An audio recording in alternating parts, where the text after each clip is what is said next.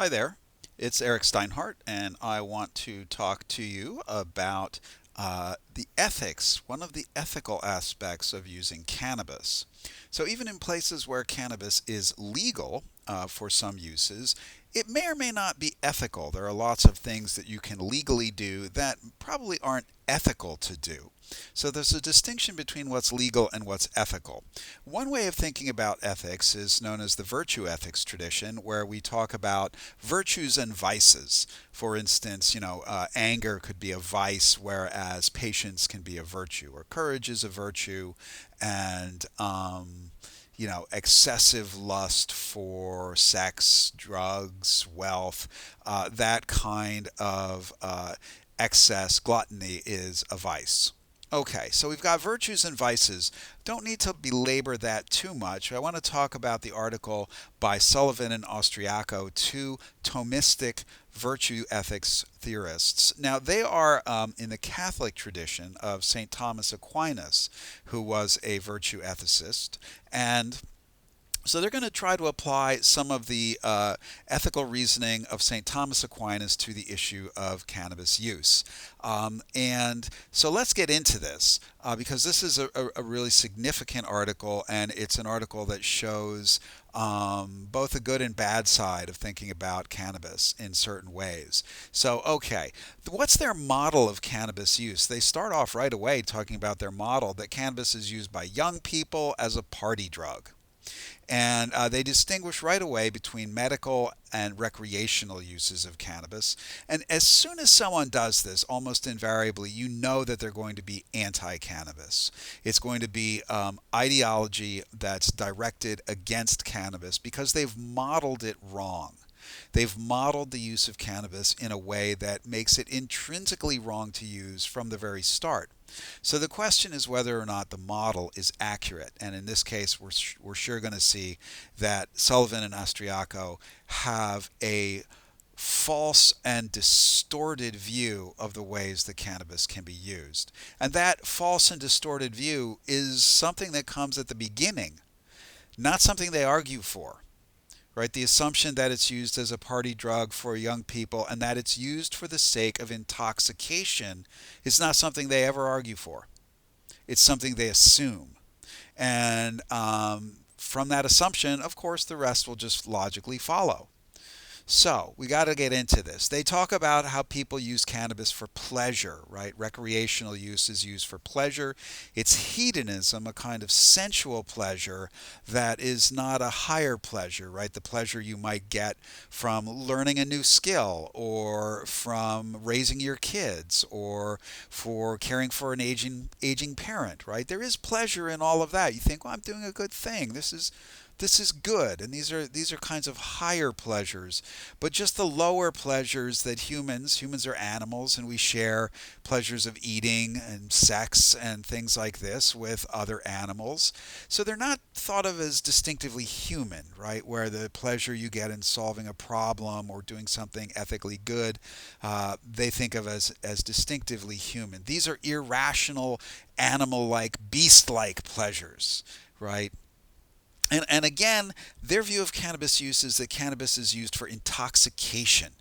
And when it's used for intoxication, it takes away that distinctively human aspect of our animality, our rationality. Right? We are like other animals, and other animals have intelligence and awareness and consciousness, and they have some capacity to do reasoning, but it's with humans, our brains, on their view, that rationality really appears for the first time in its full form. And when we smoke pot, when we get high, we destroy our rationality and we destroy what is most human about ourselves and degrade ourselves to the level of wild animals and subhuman beasts. And so this is a kind of strange view of humans and animals, but there it is. So alcohol, it can also be compared with cannabis on this in this regard, right? And there's a distinction that Sullivan and Austriaco make about alcohol. They say you can consume alcohol in moderation without getting drunk.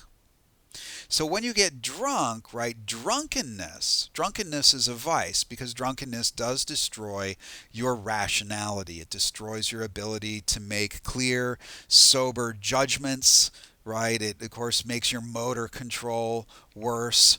And, obviously you can't do things like driving when you're drunk. It's very dangerous. You could harm other people. That's immoral. It's also justifiably illegal. And so they make a distinction, a fundamental distinction. They say alcohol can be used in moderation without intoxication, right? So you can have a glass of wine, you can have a beer, well, maybe you get a little buzz, maybe you feel a little happiness from the warmth of the alcohol on your nervous system, but you're not drunk, right? And so virtue ethicists and almost every ethical theory or tradition in the West and around the world condemns drunkenness, right? When you're messed up, you're drunk, you can't function, you can harm others. Maybe people get mean and angry and aggressive when they're drunk, or they do awful things to other people. Drunkenness is harmful. So Sullivan and Austriaco now make this astonishing claim, which is that you can't use cannabis in moderation. All cannabis use, according to them, is equivalent to drunkenness. Whenever anybody uses cannabis, they use it to get high, to get intoxicated, and there's no other way to use cannabis. Now, their picture of cannabis use is what determined this. It was a picture set up at the very start, which is the picture of some adolescent person, some young person, smoking pot, smoking a joint, smoking weed, probably at a party, maybe out back behind the 7-Eleven or something, like lighting up, smoking pot, and getting stoned. So they equate getting stoned, being high, to being drunk. And in part, they're right? People can get so stoned on weed, on pot, they get couch lock, they green out, they become psychotic, they have all kinds of terrible adverse consequences of overconsumption. And this kind of, high or intoxication that's analogous to drunkenness comes primarily from smoking, because with smoking cannabis, you can't control the dosage, and you often don't know how much THC is in the cannabis that you're smoking. And of course, people have bred cannabis to include, contain more and more THC by percent.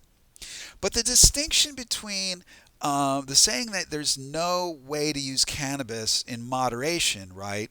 That the distinction between moderation and drunkenness doesn't apply to cannabis is false. You don't have to get high to use cannabis.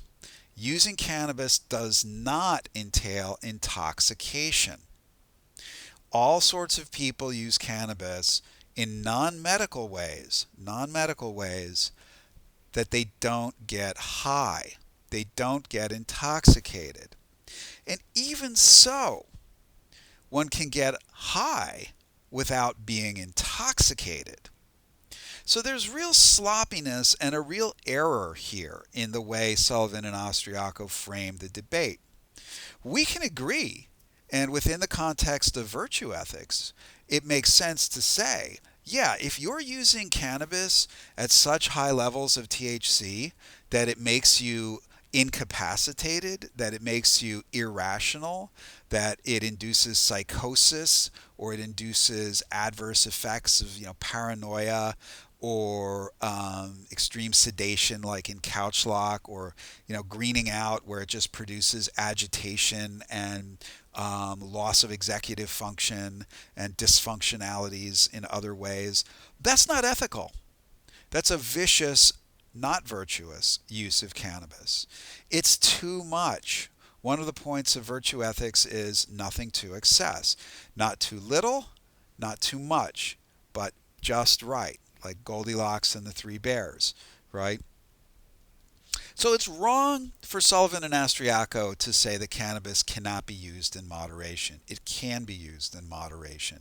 And moderate use is responsible use. Moderate use doesn't imply that somebody can't get high. It does mean that you can't get so high that you can't function anymore. Now, maybe that's a fine line, and it's something we have to explore.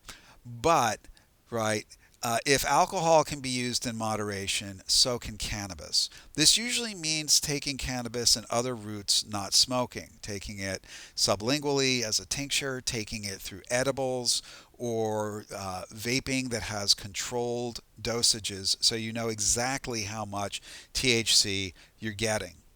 So, virtue ethics still applies to cannabis, right? Nothing to excess. And cannabis, the only virtuous way to use it is to use it in moderation, right? Not to use it for intoxication, but as Stephen DeAngelo said, use it for wellness. Now, of course, there are some medical uses, for instance, something like extreme cancer pain or certain forms of epilepsy, where somebody might need to take so much THC that they do get intoxicated. Virtue ethics isn't going to apply there in the same way because they're using it for a medical purpose, right? Their life is already in an unusual situation, a situation that doesn't apply to those of us who don't have epilepsy or severe cancer pain.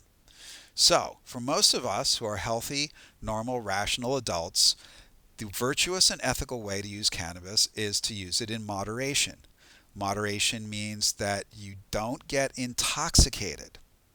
So, the positive things that Sullivan and Austriaco say about alcohol can be applied to cannabis.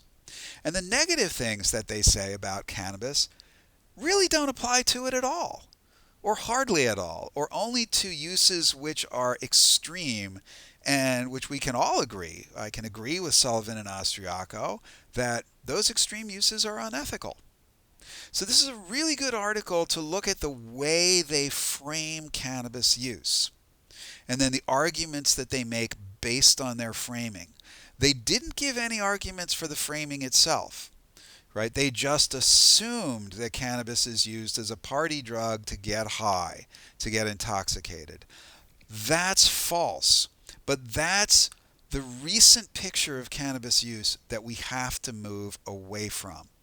That picture of cannabis use is itself a harmful picture, and it's wrong.